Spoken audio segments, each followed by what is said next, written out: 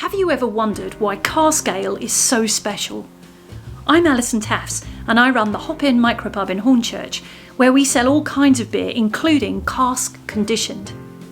This film is designed to explain how cask conditioned beer is different to other beers and to follow it from the brewery to the glass. Most mainstream keg beers are finished and carbonated in the brewery, and they have no live yeast in the keg.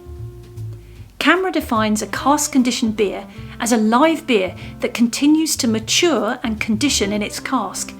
Any excess carbon dioxide is vented out so that the beer is actually served at a normal atmospheric pressure. All this is designed to give you a delicious drink with complex, subtle flavours and mouthfeel, enjoyed at a temperature where you can really appreciate them. We visited a local brewery, 𝗖𝗀𝗇, to see what happens. When a brewer has finished brewing a beer, the yeast is still inside, and for the time being, it's alive. There are literally billions of live yeast cells in this beer. For many types of beer, the yeast then needs to be filtered out to stabilise it, and it's processed to make it ready to be packaged, transported and sold. With live beer, it's packaged with some live yeast cells and enough sugar to allow that to continue to develop in flavour and texture. Well, it's the same beer at this stage, and out of the same brew, we will get beer for can and beer for cask. And what we do is to take the beer that's going to be canned, is just taken straight from the fermenter when it's fully fermented, and we've cleared it a little bit through time. That's taken off in a 1,000 litre Arlington, and that will be carbonated by the canning company. To package this beer in cans, all yeast is filtered out before the carbon dioxide is added, and the can is ready to be chilled and drunk.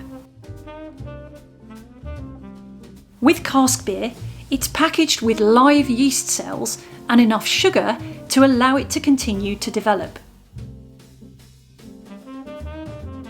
So when the brewer puts beer into a cask, he adds two things.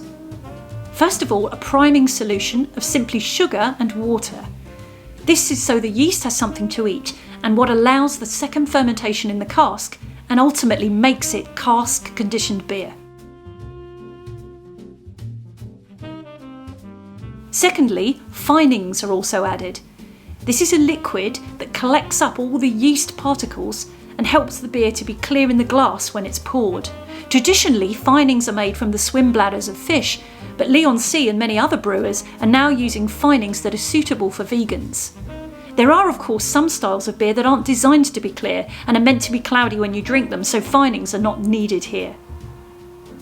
Then the brewer adds the live beer straight into the cask, along with the sugar solution and the finings.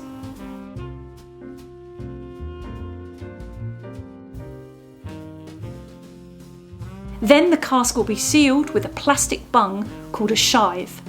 The beer will then go through a secondary fermentation. This develops the beer's carbonation, and it also produces more aroma and flavour compounds.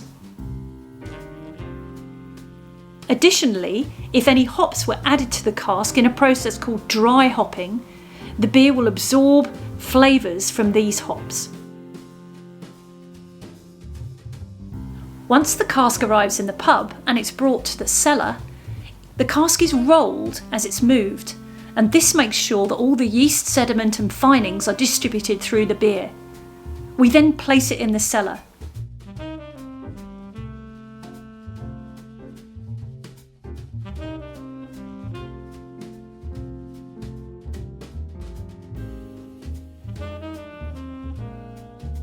It runs between 11 to 13 degrees centigrade, that's 50 to 55 Fahrenheit, and conditioning begins. It's essential that the temperature stays consistent.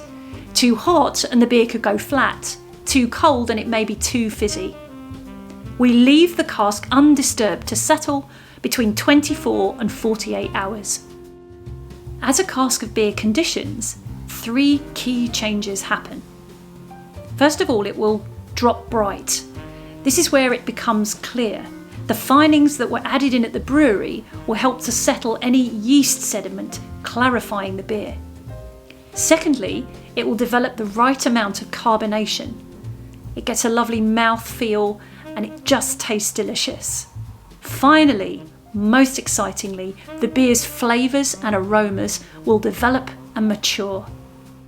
In order to allow this to happen, we vent the cask to let excess carbon dioxide or CO2 gas escape and allow the beer to soften and develop further. We use a hard wooden peg to punch through the shive, and then we replace it quickly with a porous soft peg to allow the CO2 to come out. Then the cask is tapped so that we can serve from the barrel. The time needed to condition varies from beer to beer, from style to style, and even from cask to cask. In general, most beer needs at least 2 to 3 days after venting. During this process, we check the soft spile regularly to see that the gas is still venting. When we think that venting is coming to an end, we begin to nose and sample a small amount of the beer. We look to see that it is dropped bright, assuming it's not a beer intended to be hazy. We nose the beer to see if it smells right for the style, and we taste the beer to make sure the flavours are developed. For example, to see if it's balanced and if it's achieved its full flavour and mouthfeel potential. There's quite a difference between a newly vented cask and one that's had just the right amount of time to condition and develop. It's almost like the beer stretches out and comes together at the same time. It delivers its full flavour potential and the texture is perfect.